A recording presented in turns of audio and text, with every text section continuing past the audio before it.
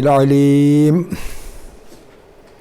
من الشيطان اللعين الرجيم بسم الله الرحمن الرحيم الحمد لله رب العالمين وصل يا ربي على محمد وآله الطاهرين اللهم صل على محمد وآل محمد وعجل فرجهم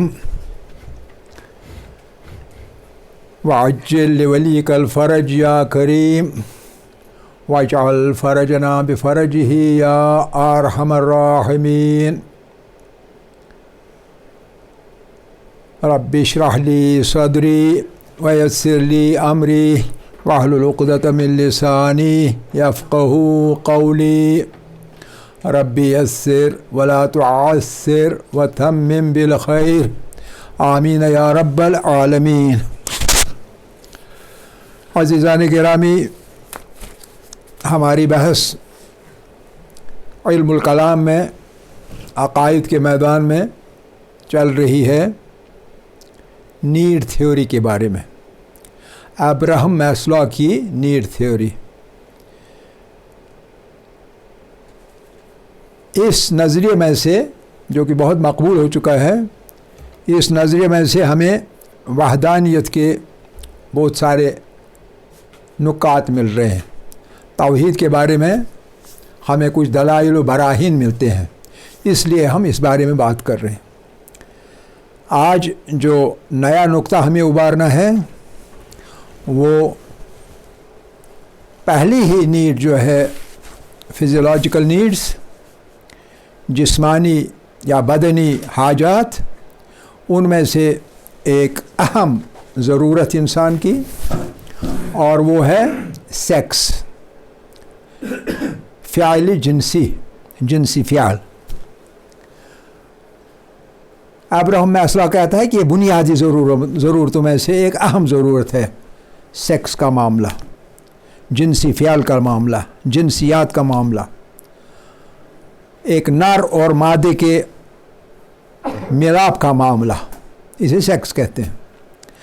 تو یہ چیز انسان کے اندر بلوغ کے ساتھ ہی ظاہر ہونا شروع ہوتی ہے، بالغ ہونے کے ساتھ ساتھ سیکس جو ہے اس کی ارج، اس کی طلب، اس کی ضرورت محسوس ہو رہی ہے، نیڈ فار سیکس۔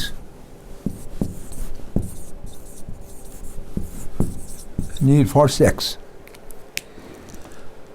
اب آپ اندازہ کیجئے، یہ ایک ایسی چیز جو کہ اللہ نے صرف انسان میں نہیں رکھی ہے، نہیں، جانوروں میں بھی ہے، نباتات میں بھی ہے۔ 36ویں سورہ کی 36ویں آیت جو ہے، 36واں سورہ کون سا ہے قرآن کا؟ سورہ یاسین، اور اس کی 36ویں آیت جو ہے سبحان الذی خلق الازواج کلھا مما تنبت الارض ومن انفسہم ومما لا یعلمون۔ کیا بابرکت اور بے عیب ہے وہ ذات پاک جس نے کہ زوج پیدا کیے، جوڑے پیدا کیے، نر اور مادے کا جوڑا، یہ جوڑے پیدا کیے، کہ کہاں کہاں پیدا کیے؟ کلھا، سب کے سب، مما تنبت الارض، جو کہ زمین ہے، زمین میں سے جو کچھ اگتا ہے، زمین میں سے جو کچھ اٹھتا ہے، زمین کے ساتھ جس بھی جاندار کا تعلق ہے، اس میں ازواج پیدا کیے، وفی انفسہم، اور ان کے نفوس میں بھی۔ یہ اعتراض کرنے والے لوگ جو ہیں، ان کے بھی نفوس میں اس ذات بابرکت نے جوڑے پیدا کیے، نر اور مادے کے جوڑے۔ وَمِمَّا لَا يَعْلَمُونَ، اور ایسی مخلوق میں جن کے بارے میں ان کو کوئی پتہ بھی نہیں ہے، ان کو کوئی علم نہیں ہے ان چیزوں کے بارے میں۔ مثال کے طور پر اس زمانے میں جب قرآن کا نزول ہوا، مائکروب کی دریافت نہیں ہوئی تھی، مائکروسکوپک آرگنزمز کی دریافت نہیں ہوئی تھی، خوردبین سے دیکھے جانے والی چیزوں کی دریافت ہی نہیں ہوئی تھی. اور یہ ہے یہ کہ وَمِمَّا لَا يَعْلَمُونَ، اور ان چیزوں میں جن کو یہ جانتے بھی نہیں. اب اس بحث کو زیادہ لمبا کرنے کے بجائے ہم مختصر کرتے ہیں. ہم آتے ہیں اسی بات پر کہ یہ جوڑے کیوں پیدا کیا اللہ تعالیٰ نے. اس کا ایک پہلو لیں گے، سارے کا سارا نہیں، ورنہ اسی موضوع کو اچھی طرح سے سمجھنے کے لیے کئی ایک لیکچرز کی ضرورت پڑے گی، اور ہمارے ساتھ وہ سب کچھ وابستہ نہیں ہے. ہمارے ساتھ جو وابستہ بات ہے وہ یہ ہے کہ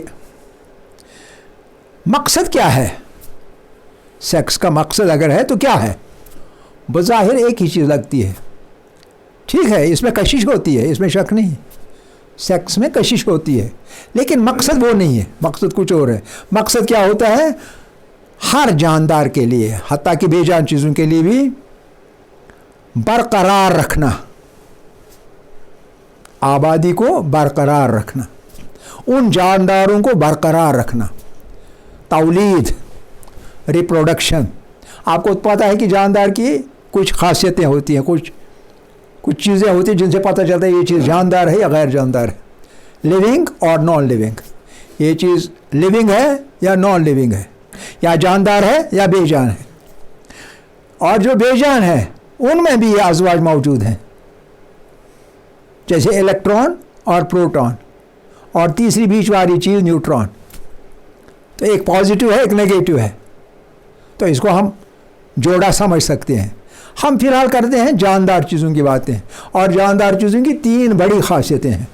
بہت ساری خاصیتیں ہیں لیکن 3 ہیں میجر، یعنی بڑی، خاص. اور وہ چیز کیا ہے؟ نمبر 1 یہ کہ گروتھ، وہ گرو کرتے ہیں، بڑھتے ہیں. آج چھوٹا ہے، کل بڑا بن جائے گا، پرسوں سے بھی بڑا بن جائے گا. چاہے پودا ہو، چاہے درخت ہو، چاہے ایمیبا ہو، چاہے پیرامیشیم ہو، جس بھی جاندار کو آپ لے لیں، چھوٹا ہوتا ہے، بڑھتا چلا جاتا ہے. تو پہلی چیز ہے گروتھ، بڑھ جانا، نشو و نما. جاندار چیز کی خصوصیت پہلی ہے کہ نشو و نما ہوتی ہے. اور دوسری چیز کون سی ہے؟ وہ یہ ہے کہ ریپروڈکشن. ایک سے بہت سارے بنتے ہیں. ایک جوڑا ہے، ایک جوڑے کے ہمارے سعودی عرب کے جو یہ ہیں فرمان روا، ان کے 32 33 اولادیں ہیں. عورتیں ہی 22 ہیں، بیویاں 22 بیویاں. اور تب بھی الحمدللہ ہم پھر بھی مسلمان ہیں، قرآن کے خلاف کام کرتے ہوئے بھی.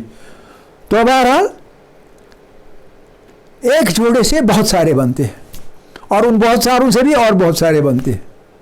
اور اس طرح سے جو نسل ہے، نسل برقرار رہتی. اور تیسری چیز ہے لیونگ آرگنزمز کی پہچان، یہ کہ ڈکے آتا ہے، مر جاتا ہے، ختم ہو جاتا ہے. بڑھنا، ریپروڈیوس کرنا، اور مر جانا ہی ختم. ڈکے، گروتھ، ریپروڈکشن اینڈ ڈکے. یہ 3 میجر صفتیں ہیں لیونگ آرگنزمز کی. تو اب اس میں سے جو بیچ والی ہے کہ برقرار رکھی جائے نسل. آپ دیکھیے، جس نے بھی یہ سیکس کی بات رکھی ہے، پیدا کی ہے، یہ چیز بنائی ہے، یہ چیز جانداروں میں رکھی ہے کہ ان میں سیکس ہو، اور سیکس کے ذریعے سے تعداد بڑھ جائے. اور تعداد جب بڑھتی رہے گی، چاہے قحط سالیوں میں، بیماریوں میں، وغیرہ وغیرہ، زلزلوں میں، سیلابوں میں کچھ مر بھی جائیں لیکن پھر بھی باقی رہیں گے. اتنی زیادہ تعداد بڑھانی ہے تاکہ نسل باقی رہے. جیسے انسان کے بارے میں نسل انسانی باقی رہے. تو گویا سیکس کا اصلی مقصد جو ہے، مقصد حقیقی، وہ یہ ہے کہ نسل کو برقرار رکھا جائے. اب آپ اندازہ کیجئے، بلکہ سوال بھی پوچھیے، جس سے بھی چاہے پوچھیں. میں بھی پوچھتا ہوں مادہ پرست صاحب سے، یا نیچر کے نیچرلسٹ سے، جو بھی نیچرلسٹ ہے، یا فطرت پر یقین رکھنے والا کہ فطرت ہی سب کچھ ہے. تو فطرت والوں سے اور مادہ پرست سے ایک سوال پوچھا جا سکتا ہے، اور وہ یہ کہ بتائیے جناب، یہ سیکس کا معاملہ کیسے وجود میں آیا، کس حکمت کی بنا پر موجود ہے، اور وہ حکمت، اب ہم حکمت جانتے ہیں کیا ہے، لیکن وہ حکمت جو ہے ایک دانائی والی بات کہ دنیا قائم رہنی چاہیے اور دنیا میں موجود جو ذی حیات ہیں وہ سب کے سب قائم رہنے چاہیے، ایک حکمت کی بات ہے۔ تو یہ حکمت کی بات ہمیں معلوم ہو گیا کہ اس میں حکمت ہے، اس میں دانائی ہے، اس میں دنیا کو اور دنیا میں موجود خلائق کو برقرار رکھنے کی ضرورت ہے۔ لیکن کیا مادہ، ایک بے شعور مادہ، بے ادراک مادہ جس میں کوئی ارادہ نہیں، تو وہ مادہ اس کا موجد ہو سکتا ہے؟ سیکس کا موجد ایجاد کرنے والا، پیدا کرنے والا، رکھنے والا، کیا وہ ہو سکتا ہے؟ اور کیا نیچر ہو سکتا ہے؟ نیچر بھی تو بے جان چیز ہے، نیچر کچھ قواعد کا نام رکھتے ہیں وہ لوگ، لیکن ان قواعد کو بنانے والا کوئی ہونا چاہیے، تو لہذا بذات خود نیچر بھی اس چیز کا موجد سمجھنا تبھی ممکن ہے جب انسان عقل سے خالی ہو۔ اب اگر انسان میں عقل ہو تو وہ یہ بات قبول نہیں کرے گا کہ نیچر اس چیز کا موجد ہے، سیکس کا، یا مادہ اس چیز کا موجد ہے۔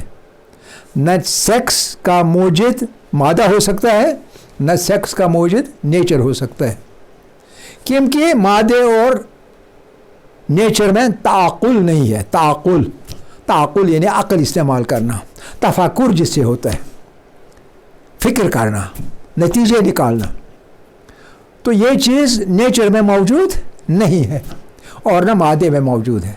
اگر اب ہم یہ بات کہیں کہ عقل والی بات، حکمت والی بات، نادانی والی بات کوئی غیر عاقل شے ایجاد کر سکتی ہے، تو یہ سب سے بڑی کم عقلی ہے، یہ سب سے بڑی بے عقلی ہے، کم عقلی نہیں بلکہ بے عقلی ہے۔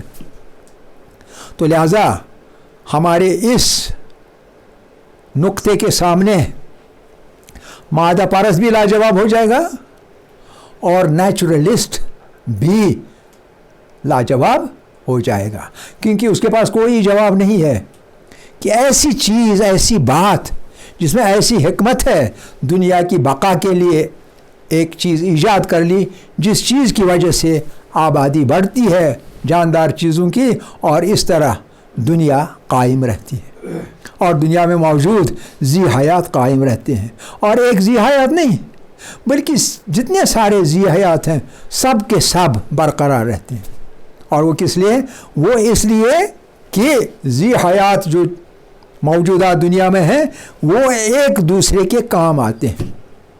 سب سے بڑی چیز مثال کے طور پر فوڈ چین ہوتی ہے، فوڈ چین میں کام آتے ہیں۔ آپ دیکھیں گے مثال کے طور پر ایک گائے ہے، ایک گھوڑا ہے، ایک زیبرا ہے، ایک بکری ہے، ایک ہرن ہے، یہ گھاس کھاتے ہیں۔ اگر گھاس نہ ہو تو کیا یہ زندہ رہ سکتے ہیں؟ نہیں رہ سکتے۔ اور اگر اب گھاس کے بعد یہ گائے، بھیڑ، بکریاں وغیرہ وغیرہ یہ نہ ہوں تو جو درندے ہیں جو ان چیزوں کو کھاتے ہیں کیا وہ زندہ رہ سکتے ہیں؟ شکار چاہیے، شیر کو شکار چاہیے کہ نہیں چاہیے؟ اب اگر اس کو نہیں ملے گا تو وہ کیا زندہ رہے گا؟ نہیں رہے گا۔ تو گویا ایک چیز کا انحصار دوسری چیز پر ہوتا ہے۔ اور اب شیر کو لے لیجئے، جب شیر ہے تو شیر مر جاتا ہے، اور جب شیر مر جاتا ہے تو اس کے بدن میں چھوٹے چھوٹے کیڑے پیدا ہو جاتے ہیں، اور وہ چھوٹے چھوٹے کیڑے اس کا گوشت کھاتے ہیں، صفا چٹ کرتے ہیں، 1 یا 2 دنوں میں اس کی ساری باقی ہڈیاں رہتی ہیں خالی، صفائی کرتے ہیں، اور چھوٹے چھوٹے کیڑے مکوڑے جو اس لاش کو کھاتے ہیں۔ یہی ہر چیز کا عالم ہے، ہر چیز کا عالم یہی ہے، ایک چیز کو دوسری چیز کھاتی ہے، دوسری کو تیسری کھاتی ہے، تیسری کو چوتھی کھاتی ہے۔ فوڈ چین کہتے ہیں کہ سانپ کیوں ہیں؟ اگر سانپ نہ ہوں چوہے کو کون کھائے گا؟ چوہوں کو کھانے والے تو سانپ ہی ہوتے ہیں کہ نہیں؟ یعنی ایک مخلوق दूसरी मखलूक के लिए पैदा हुई, वो दूसरी मखलूक तीसरी मखलूक के लिए पैदा हुई, तीसरी मखलूक चौथी मखलूक के लिए पैदा हुई। इस तरह एक चीज़ को दूसरा खाता है, दूसरे को तीसरा खाता है, तीसरे को चौथा खाता है, चौथे को पाँच। इसको कहते हैं फूड चेन। फूड चेन, खाने वाली चेन। एक चेन में एक चीज़ ख़त्म हो जाती है, दूसरी चेन में दूसरी ख़त्म, तीसरी चौथी पाँचवीं, इस तरह से काम चलता रहता है। जो भी बायोलॉजिकल वर्ल्ड है, हयातियाती साइंस का जो इसकी दुनिया है, उस दुनिया में यही चलता है, फूड चेन होती है। मिसाल के तौर पर चींटियाँ, चींटियाँ कभी चींटियों पर बात करेंगे, बहुत अजीबुल खलकत चीज़ है चींटी। चींटी को समझते हैं कौन सी होती है? एंट्स। एंट्स जानते हैं कौन से होते हैं? आप जानते हैं या नहीं जानते? जानते होंगे जी, क्यों नहीं जानते होंगे? हाँ बिल्कुल, उसने कश्मीरी में बोला, हालांकि कश्मीरी यहाँ ममनू है, लेकिन उन्होंने एक ले ली, एक थोड़ी सी फ्रीडम ये बता रहे हो ताकि समझ में आ जाए। आपको पता है वो कितनी सफाई करते हैं, कैसे सब जमा करके ले जाते हैं अपने उनमें घोंसलों में जो अंडरग्राउंड होती हैं और उनकी कॉलोनीज़ होती हैं, उन कॉलोनीज़ में सारा इधर उधर का जमा करते हैं साल भर के लिए अपनी ग़िज़ा, और फिर वो ग़िज़ा खाते हैं। एक अजीब सा जानवर जिसको देख के पता नहीं क्या होता है, और उसको कहते हैं सूअर। और वो सूअर तमाम गलाज़त जो है, अगर वो ना हो, गलाज़त का सत्यानाश गलाज़त की वजह से हो जाएगा, और वो सारी गलाज़त खा जाते हैं, साफ़ करते हैं सब। हर चीज़ में जो कुछ खल्क हुई है उसमें कोई ना कोई मसलहत है, कोई ना कोई मसलहत है उसमें। बिला वजह मा खलक़्त सुब्हानक मा खलक़्त हाज़ा बातिला, किसी चीज़ को आपने बातिल तौर पर यानी अबस यानी बेकार पैदा नहीं किया। हर चीज़ में कोई ना कोई मसलहत मौजूद है। तो ये सब कुछ, अगर अब ये सेक्स ना हो, अगर ये निज़ाम ना हो, जिस निज़ाम के ज़रिए से पुरानी नस्ल से नई नस्ल वजूद में आती है, नई से अगली नस्ल, अगली से उससे अगली, तो ये दुनिया कायम नहीं रह सकती। अब ये वाला निज़ाम, ये वाला सिस्टम, ये वाला तरीक़ा जो कि पूर्ण हिकमत है, दानाई से भरा हुआ है, मकसदियत से भरा हुआ है, तो ये बग़ैर किसी यानी जो दाना व बीना होगा, जिसमें इल्म होगा तो कमाल का होगा, जिसमें अक्ल होगी तो कामिल होगी, जिसमें हिकमत होगी तो कोई जवाब नहीं होगा, उस हस्ती के बग़ैर और किसी के बस की बात नहीं है कि इस तरह से निज़ाम दुनिया के मुरतब करे, ऐसा मुमकिन नहीं है। तो ये कहना कि मादा करता है, मादा खालिक है, या नेचर खालिक है, या नेचर चलाता है दुनिया का निज़ाम, ये गले से नीचे वाली उतरने वाली बात नहीं है। ये बात उतरती नहीं है गले से। लिहाजा जो मादा परस्त लोग हैं, मुनकिर हैं खुदा के, वो जो बातें कहते हैं ये अबस हैं, बेकार है, बेमतलब है, इनका कोई मकसद ही नहीं। ये एक हम जैसे कम अक्ल आदमी के भी गले उतरने वाली बात नहीं है। आखिर दावाना अनिल हम्दुलिल्लाहि रब्बिल आलमीन।